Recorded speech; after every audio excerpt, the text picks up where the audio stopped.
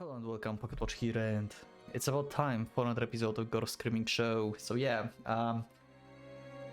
we're back in Kika Road because we still haven't seen the good ending.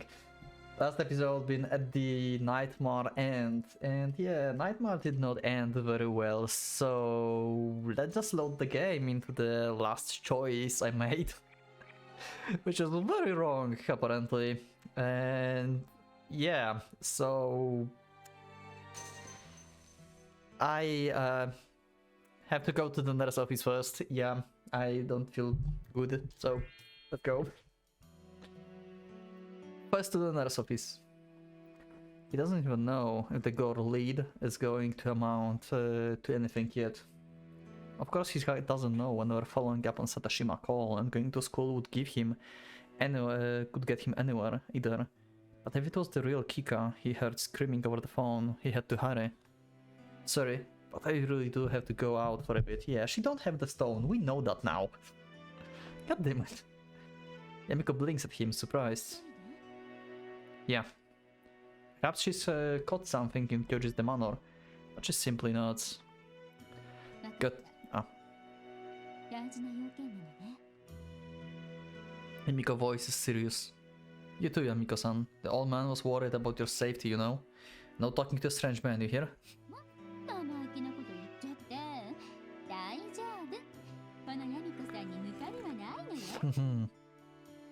I just realized she have a, like, text here. My spirit something.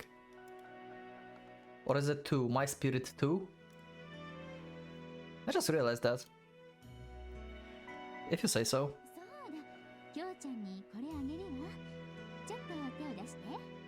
Okay, she says and makes Kyoji hold out his palm. She drops a silver Zippo lighter into it and engraved with the guitar. Oh, is this the Zippo that Yoshiki had maybe? Are you telling me to pick up smoking? Yeah, okay. Okay. You mean the old man?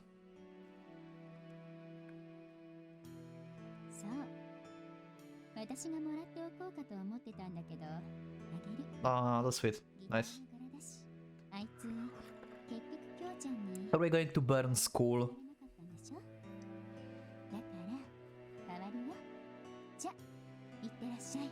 Okay. He nods to Yamiko and leaves the house. He took Sadashima bait and came all the way here, but it wasn't really the right choice. In front of the nurse's office door, Kyoji freezes up. Faint traces of that obscene caricature are still visible on it. And for the matter, why does it feel like there isn't anyone at school? Yeah, this is already the illusion. It's the Gore ward. It's a school day, and there's supposed to be faculty meeting this morning too. And even though there should be classes in session, it's eerie silent. But now, not the time to think about it. I'm coming in. He opens the door. Why would you announce that you coming in when, like, you literally got, like, this stress call and Sadashima talking to you? You should just, like, barge in. Like, why would you, like, you know, yeah, I'm coming in. Like, yeah, like, can I? Like, do I interrupt you, like, with anything? With Kika? In that moment he does. Stifling cigarette smoke has him in a huff. Does the room look so distorted because of the smoke? Sadashima peers out from behind curtains surrounding his sickbed.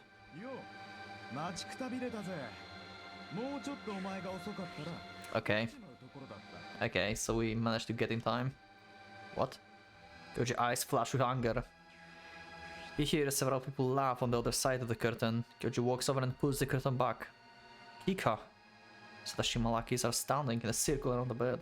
And lying on it, half naked and limp as Kika. Oh, fuck you. He rushes out to the bed, but Sadashima trips him up. So, wait, why, like, suddenly... Okay, I'm not going to question, like, even, like, anymore if this is real Sadashima or fake Sadashima. Like, I don't even know. Like, Sadashima is just Sadashima. Like, it doesn't matter if he's possessed or not. He's an asshole anyway. He nearly crashes into the bed spot, but somehow manages to gain his balance.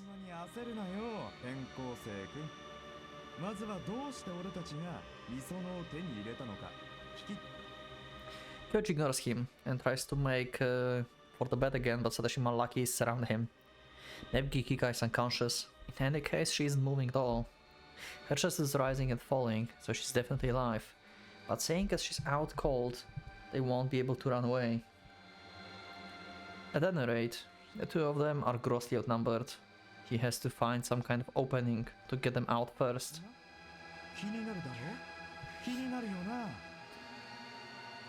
Yeah, I'm dying to know, tell me.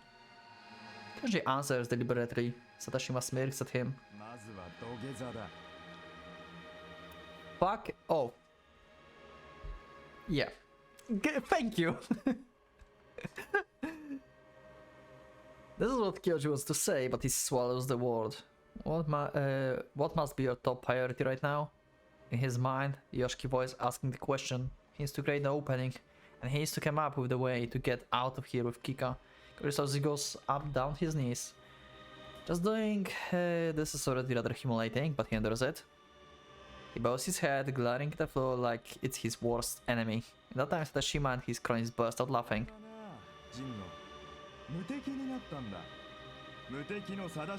So it is fucking Gore. I met a goddess. Oh my god. So Sadashima is like working with Yuka? Like, does he mean that Yuka is his goddess?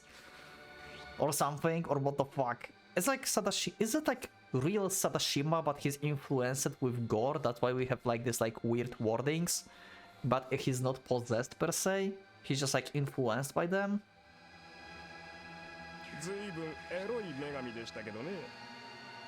Okay. I guess, like, yeah, we remember what Yuka did. So yeah, she kinda is. His hunger's on laugh as well, aping him.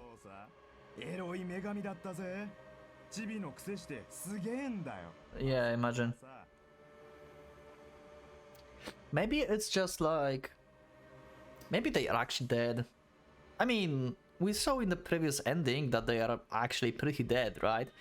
So, I have a feeling like these guys are actually dead and possessed by Gore. And it's pretty much what happened in... I believe it was Aoi Road, when like Yuka killed all of them together with Gore.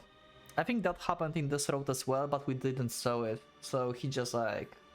talking about what they did to Yuka, and then like, you know, Gore just massacred them, and like there was like blood everywhere. Like, we remember that from Aoi Road. That's been fucked up. So yeah, maybe that's a thing. Again, he's like his echo. His laugh obsequently. Is he talking about Yuka? Kyoji couldn't care less what happened between Yuka and Sadashima. What does this have to do with Kika? And Kyoji asks, still on his knees.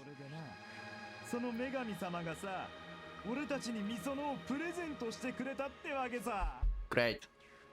Kyoji gets a bad feeling and so looks up. It occurs to him that Sadashima and his cronies resemble dead fish. Their eyes are blinking and lifeless. Yeah, so they are dead and Gore is just possessing them. So pretty much the scene from Aoi Road already happened. So every time when Sadashima is gone, after the prologue, he's actually dead. Okay, so at least we can like establish that he's gone. So yeah, that's one good thing, I guess. But what's more worrying still is that he can't hear any background noise. Have the students all gone home? It's simply much too quiet. It's like every last whisper of sound has been sucked into a black hole. And what were you planning to do with Kika? Okay.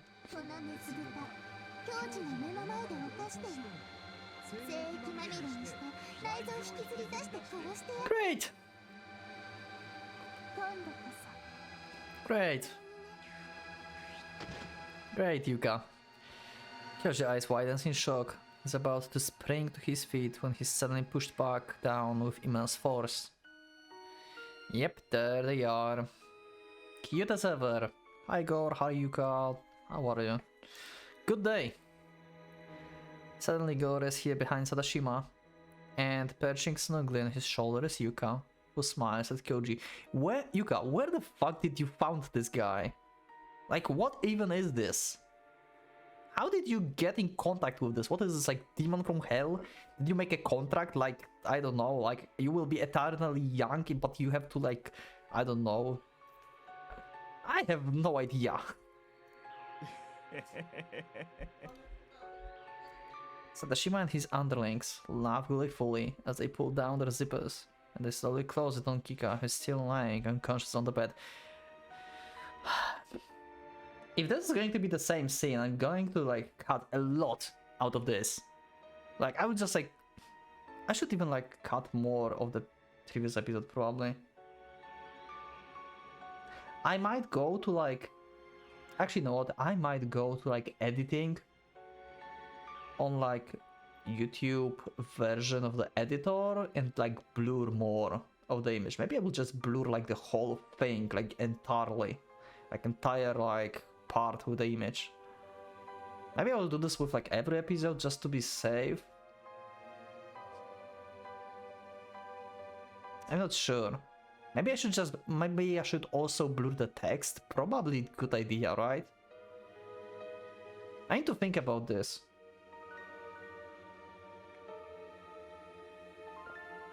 I mean, it's not that important, right? I mean, like, there is, like, some, like, development a bit of the characters, I guess, at some points. And I'm trying to just, like, leave these, but yeah, sometimes it's just like, what the fuck. And just, like, pure shock factor, I guess.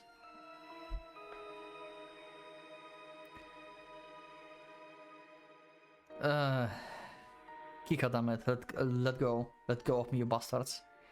But it's as if he's been flying to a high gravity world. He can't lift his arms, not even a tiny bit. The thing jutting out of Sadashima doesn't even look human anymore. It towers there, black as coal, tall enough to reach his chest and covers enough. So what the actual fuck? Okay, this is like, okay, Sadashima, you got a tentacle basically. Like, yeah, thanks Gore.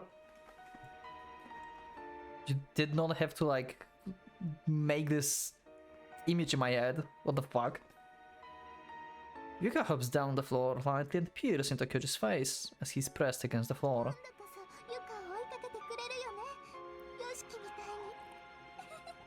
Why you are so obsessed? What the fuck? Also, seems like you wanted Yoshiki to follow you from, like, how you make this dialogue, but you showed us many times during the game that you don't really care about Yoshiki following you, like, you just found him annoying. So why are you saying that Kyoji following you is a good idea? So you thought, like, you liked that Yoshiki was following you? And what? Like, you then found Kyoji and decided, hey, you know, like, I want this guy to follow me. What's the deal?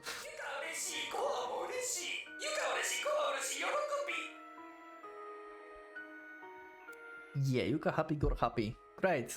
So much joy, such a good game. Gore and Yuka are cheek to cheek, the picture of affection, as they laugh gleefully. Ashima climbs on top of Kika. He turns up her skirt and lays a hand on her underwear. Kika, damn it, somebody, a teacher, the nurse, anyone. Where's everybody? Help us. Somebody come help. Yeah.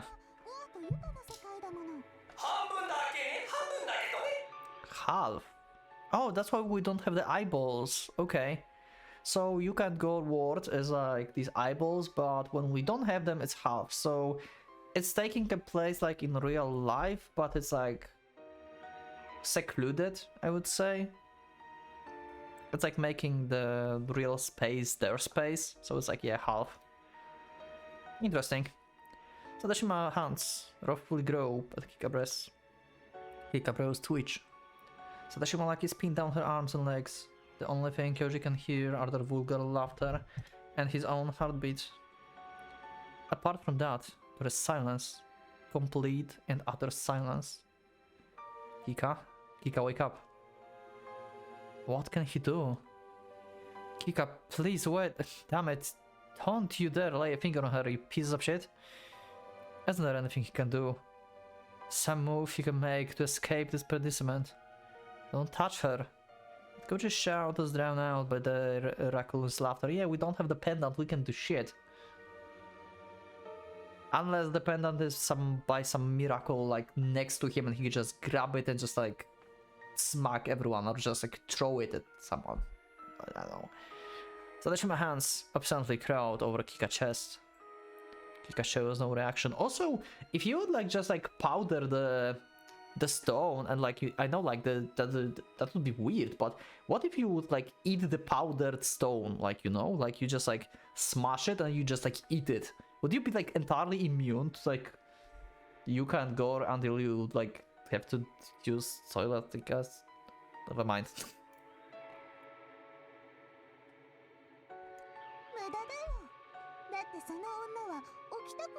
Doesn't want to wake up.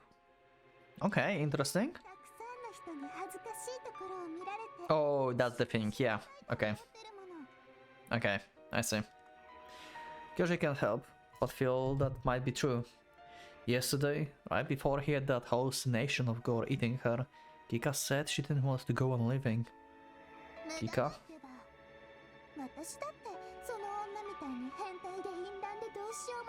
You kinda are, Yuka, you know? You kinda are. Shut up, shut the fuck up. I think Keres and unperturbed.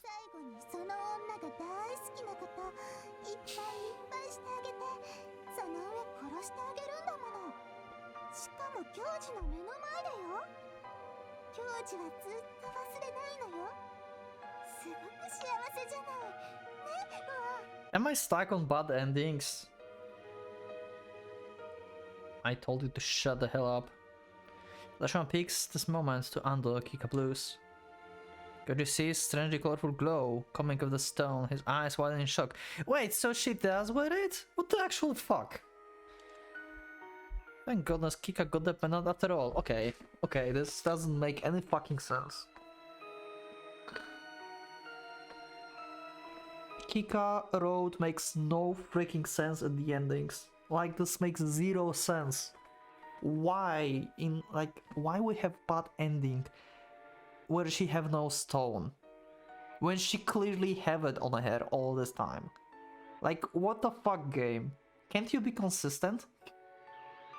Like, we have like 2 roads that should have this element to be like the same pretty much. It shouldn't be the case that like at one point she don't have the pendant and other side she does have a pendant. She should have the pendant in both sides, but in the bad end she should like lose it somehow, either in like struggle, or maybe they should like disarm her basically by hurting themselves as well, but do something so we can see that she lost it. But no, they just like decided no, she doesn't have it. She just lost it somewhere, like she don't know where. Even though she was unconscious all this time. What the fuck? I have issues with this. And I'm not the only one. From what I saw in the comments. Sadashima turns to Yuka.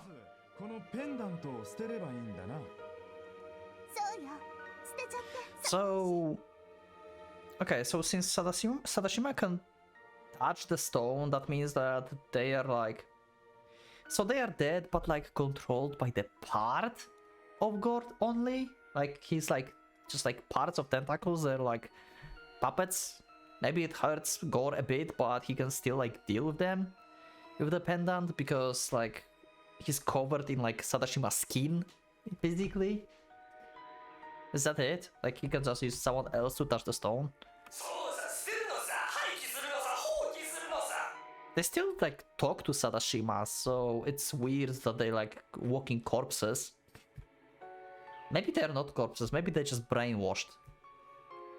I mean, we had like this like dead eye fish or something, like, yeah, that eye fish eyes in the previous road as well, when like the whole city was the Gore world, right? Like everyone was like just like mindlessly walking. So maybe that's what's happening to Sadashima here. So he's like maybe dead or maybe not dead, but he's like only like, brainwashed. I don't know.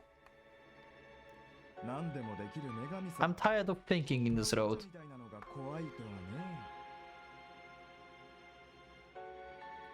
Tadashima fingers close to the pendant strap, but then he freezes up. Oh, he cannot touch it as well? Interesting, okay. Oh, so he is controlled. So the control just goes away because he's like close to the pendant. Okay, this is actually good. This is actually cool. I like this one. Can you wake the fuck up? I know you are a piece of shit, but...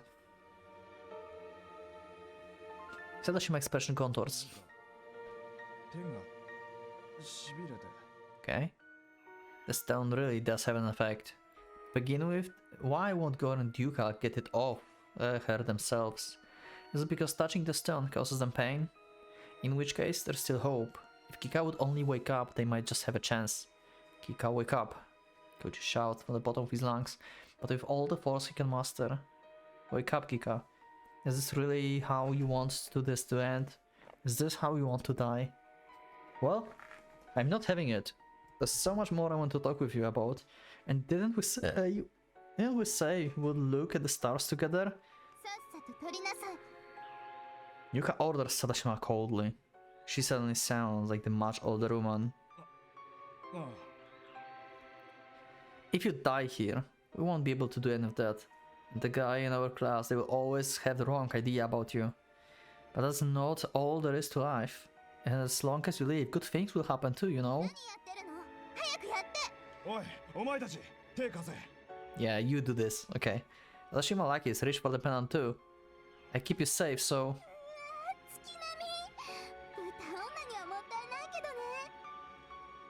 Yuka takes a dig at Kika, sneering all the while.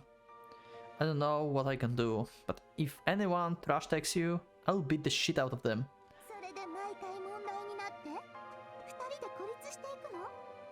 I really don't know what I can do, but...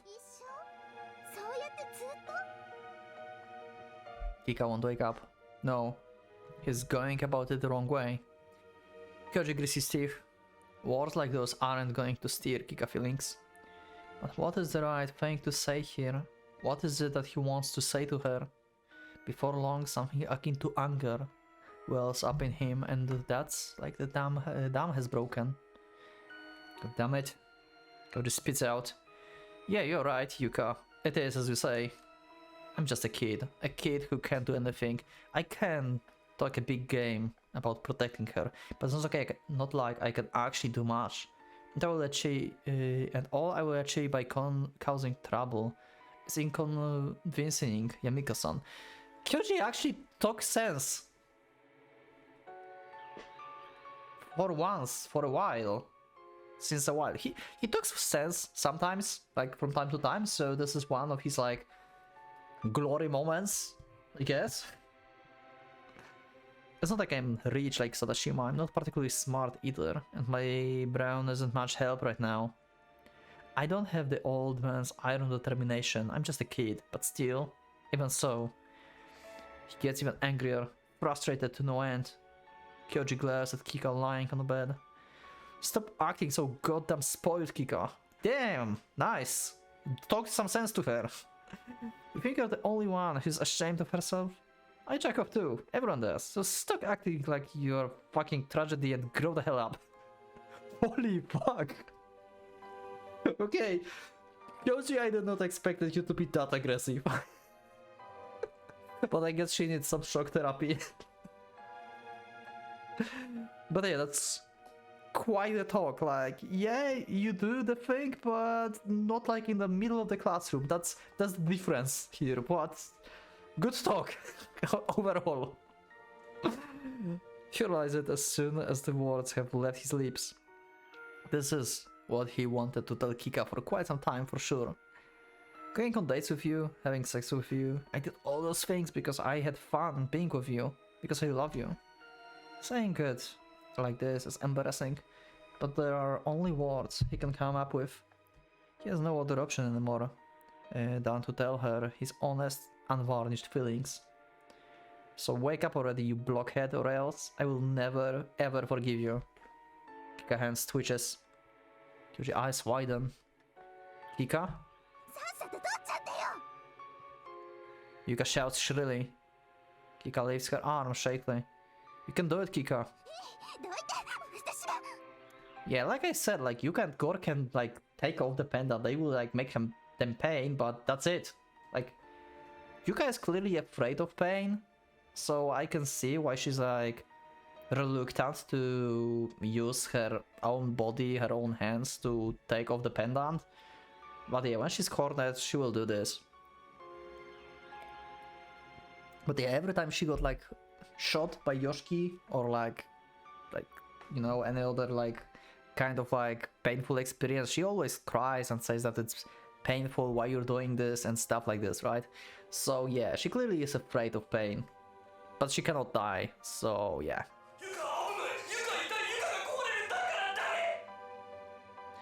Gore stops her as she's about to rush forward. Kika touches the stone with a finger.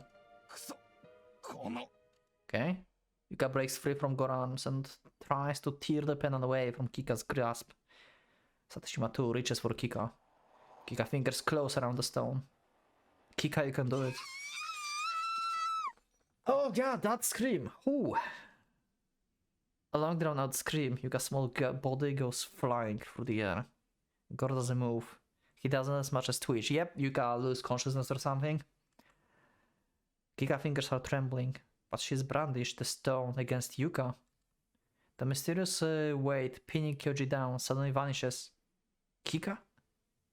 Kyoji hurries to her side.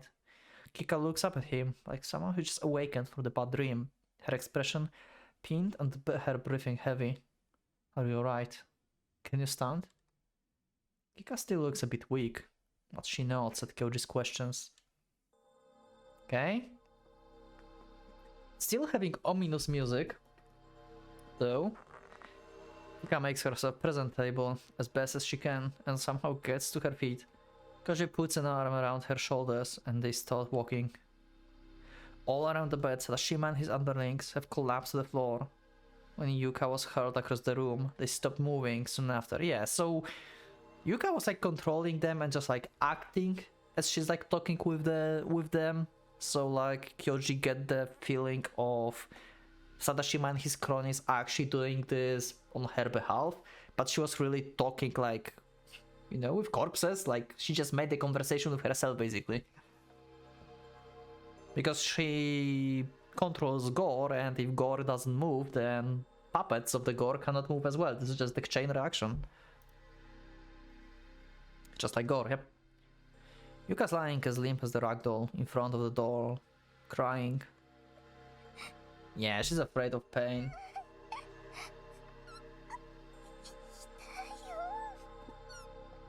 What's Yuka past? Why you are like this? What the fuck? There are cracks running along Yuka's fingers. That's the only way Kyoji can describe the horrible wounds that radiate from the index finger on her right hand. Just a finger makes her like this. What the fuck? I guess like maybe... Oh wait. Oh, they just like spreading. What the fuck?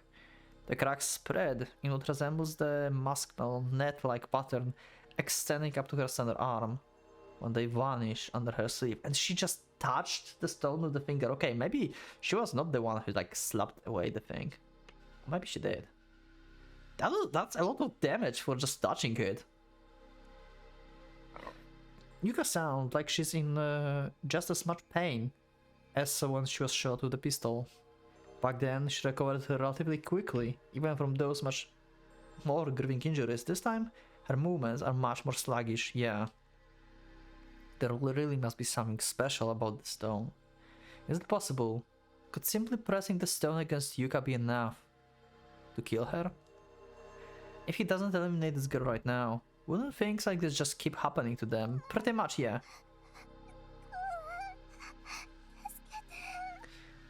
She wants Gore... Okay, this is also... I want to make a theory about this actually, maybe.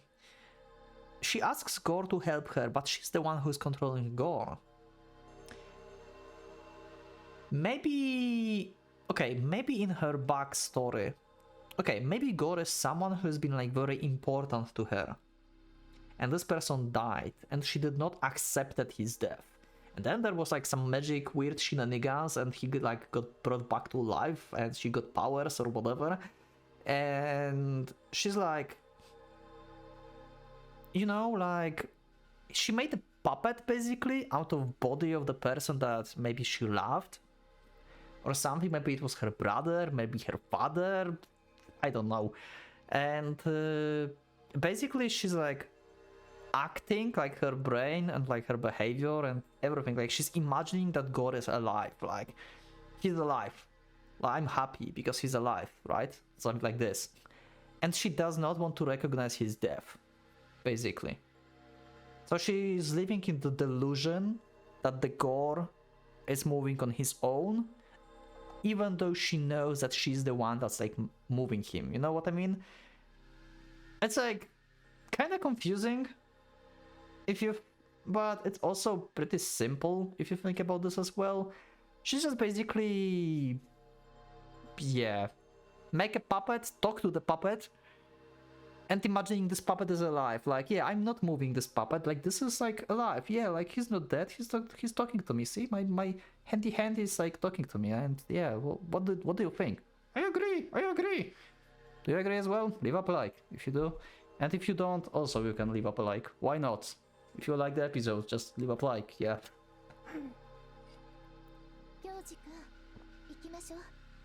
Okay, Kika looks up at Kyoji. But Kika, wait. Kika shakes her head. You can see the same thought has occurred to her, so he ends up nodding despite his misgivings. Oh, and it's night. Okay. They step over Yuka and bolt out to the corridor, only to find it suddenly become nighttime. It was still the afternoon when Kyoji came here. They haven't talked that long, so how is it possible so much time has passed? Let's get out of the school first. Kika nods at the two of them hurry towards the building entrance. What? Yeah, okay, no problem.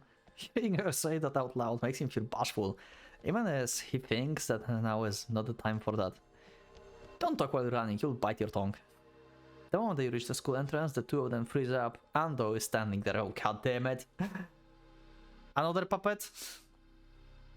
What are you doing here, sensei? Ando grins at them. He starts talking in an unnatural tone of voice, so Gore is like, wake up, Yuka finally gain a bit of control, I guess, and can move like other puppets.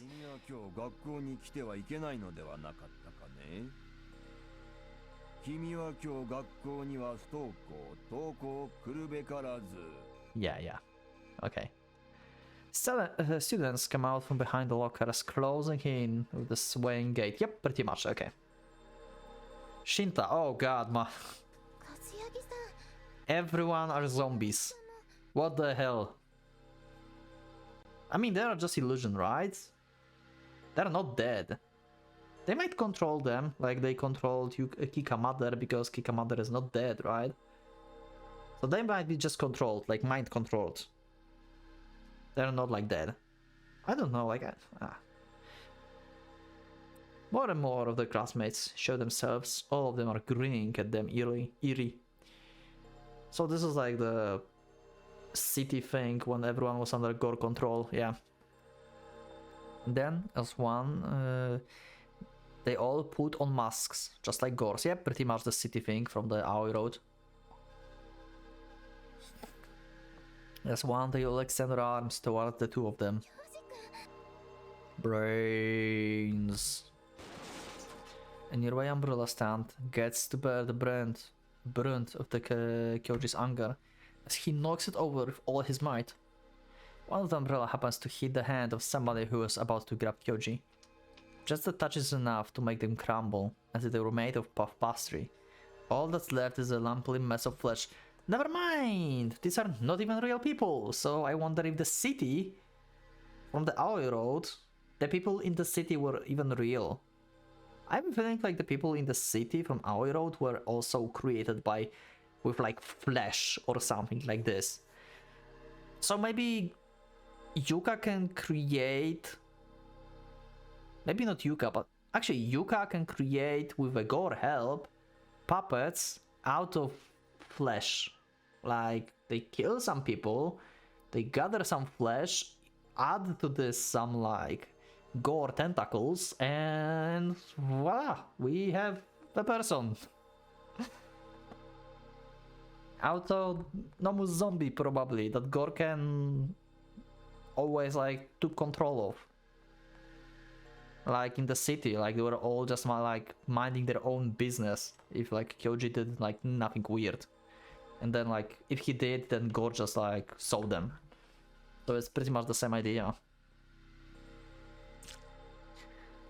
Blood sprays into the air. Shrill laughter. Somebody stepped on the globe of meat that used to be a person. Akane's right in front of them. Yeah. They take each other by the hand and starts running back the way they came. Yep, and there's like full Gore world now. We can get outside, we got the connection passage on the other side. Kika and Kyoji steps echo loudly through the pitch dark school. They hear loud laughter from the direction of the entrance as a large group of people surges towards them. But even after they changed direction, students and teachers staggered toward them like zombies. Shit. They're coming at them from both sides of the corridor. So Kika and Kyoji run up the staircase behind them. Has this corridor always been so long? Have the stairs always been this steep? Oh, this is exactly like the city. Like, they cannot escape the city. Has the door, the connection passage that's visible just past the students' guidance office always been this far? Also, it's the same case as the staircase in Aoi Road in the mansion. The windows he can see and his peripheral vision appear distorted. How come the sky on the other side of them looks so red? Even though Kyoji can't hear any footsteps coming after them, he just can't shake the feeling that they're being watched by the great number of people. Maybe just his imagination. Kika panting, Kyoji's sides hurts too. Maybe this is just like the delusion he's seen before. And the hand he's holding is actually somebody else. Oh my god, he's having the same doubts he had in Aoi Road when they escaped together. God damn it. That's what scares him. And even though it should be right with Kika running beside him, he can't bring himself to look. Kika? Kika? Kika answers him. He's called grasping for air. Hearing that is enough to almost make him cry. That's how happy he is. Each time he climbs up a flight of stairs, more people swarm out of the classrooms. Before they know it, they are being driven further and further up. Their legs are shaking. The former astrology club room is right in front of them. Kyoji and Kika exchange glances. Without saying a word, they both scramble inside. Okay. They slam the door shut behind them, jamming it with the handle of the mob. And some part of his mind, Kyoji thinks that they are doing something stupid. Yeah. Got the same feeling. Like, you don't really want to be trapped in like one room when something is chasing you. On the other hand, you cannot escape like forever. And I guess like being in smaller room gives you like more opportunity to defend. Especially like it all depends like how late, I guess, they will like think again about pendant. Because they literally can just like stand in the door with the pendant and like just like showing like to the faces of the door in the door, and they will just like be unable to enter. You shall not pass, and like take my pendant. They have like shield that cannot be penetrated. He recalls always thinking how stupid characters in horror movies were for willingly running. Somewhere they would be trapped without any means of escape. There's a window. But now that he's been placed in this situation himself, he's chosen to run into a familiar place without any rational basis. And finding that it looks the same as he remembered, it is such a relief regardless. He can almost believe he's somewhere safe, even though this isn't actually true. Looking out the small window in the door, all he sees is darkness. It looks perfectly normal, the color of the night sky. The two of them sits down against the wall, nested close together. For a while, they don't talk, but concentrate on getting their breathing under control. Her clasped hands feel reassuringly warm. Having caught her breath, Kika eventually says,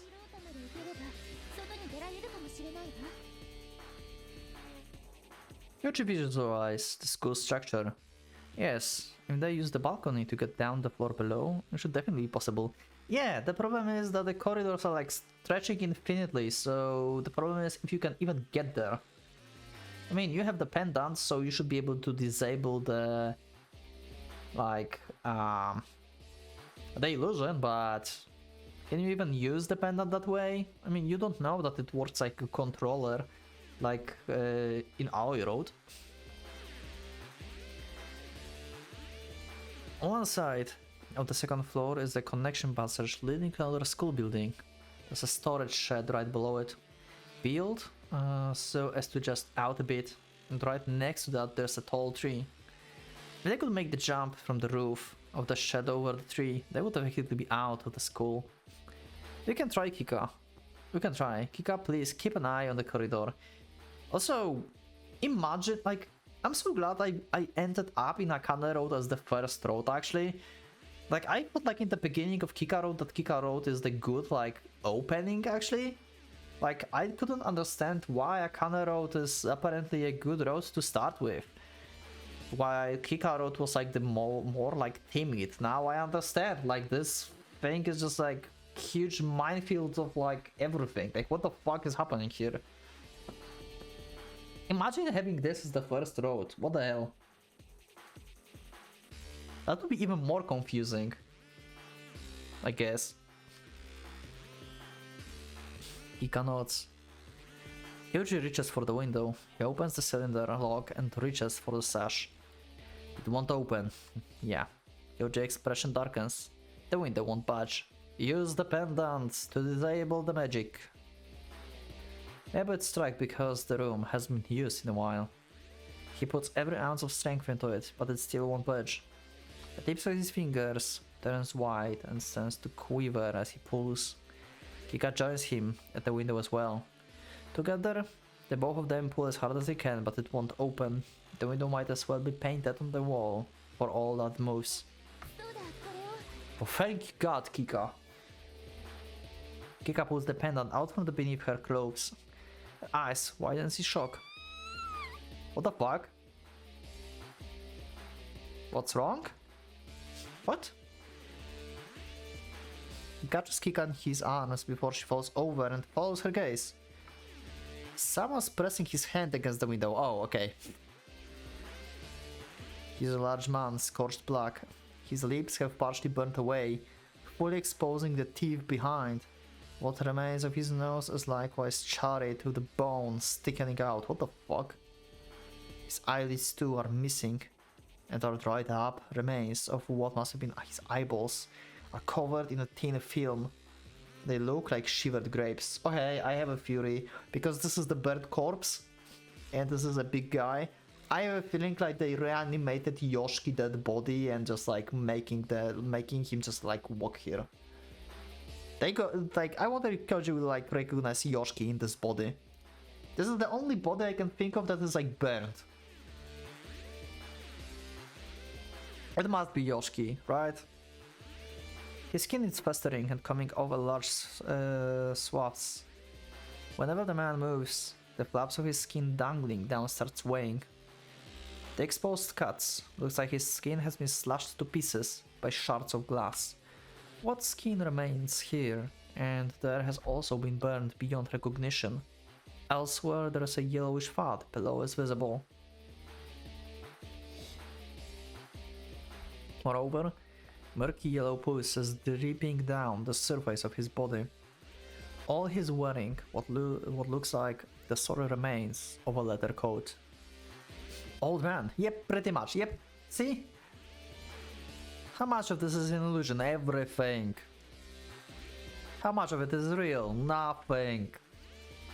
Suddenly Kyoji finds there's a large group of people standing behind Yoshiki. I mean, I guess like it's kind of real because they can damage you. It's not entirely fake.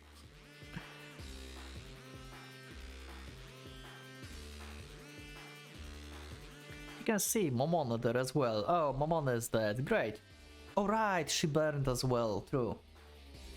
Just like Yoshiki, her body is burned and crawling with maggots. Lovely. And a multitude of people Kyoji doesn't recognize. A horde of corpses. There's a small girl among them. She looks to be around the same age as Yuka. Her physique is also similar, but she's thinner, positively emaciated, and altogether wretched sight. Okay, this is someone new, I guess? Huh. Multitude of people, okay. And although her face should be visible, Kyoji can't make out her features. He can see her face, for sure, but he can't properly perceive it. Okay, this is someone important probably because they give like too many details on this girl. She must be someone relevant. There's no way they would just like make like 5 lines of like description if that was nothing. The corpses shamble forward and start stamping the window. The window's pane starts to bend and warp. You hear a high-pitched noise, as if guitar string had been plucked. Yoshiki lifts his hands. Pieces of putrefied flesh remain stuck to the window pane. He brings his hands down again. The thundering rumble, loud enough to shake the school building. Chunks of Yoshiki flesh splash all over the window pane. Yoshi thinks he could hear the thin bones of his fingers snap, but he must have imagined it. Yeah, this is like extremely traumatic for Kika, I would say. Even more than for Kyoji. Because she admired him so much. Kika sobs as he brandished the pendant, but nothing happens. Oh, oh. They actually... she's doing it. Yep, okay. Was that a ray of light? Was it shrill laughter? Kyoji doesn't trust his senses. Oh, and we are back to reality. Cool, okay. The room is deathly silent, as if nothing had happened at all.